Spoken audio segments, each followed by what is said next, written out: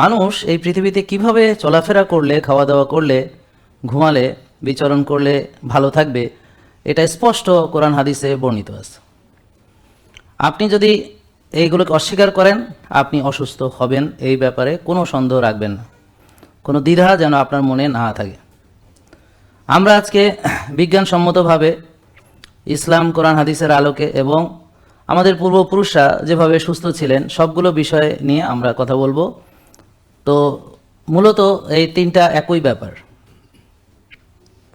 অর্থাৎ ঘুমের ব্যাপারে কোরআনে যেভাবে বলা হয়েছে, বিজ্ঞান এখন যে তথ্য দিচ্ছে এবং পূর্বপুরুষরা যেভাবে মেনে এসেছেন, early to bed early to rise good for health.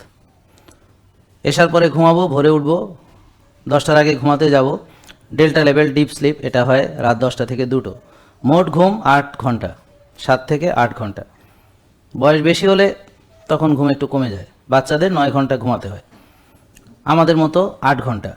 এইভাবে আপনারা বৃদ্ধ হয়ে গেলে তখন ঘুম এমনিতে একটু কমে যায়। তাহলে খেয়াল করেন, কোরআন যা বলেছে বিজ্ঞানও তাই বলছে, আর আমাদের পূর্বপুরুষরা আর্লি ঘুমাতেন, ভোরে উঠে কাজ করতেন। এ ব্যাপারে আপনারা বুঝতে কোনো অসুবিধা হচ্ছে না তো?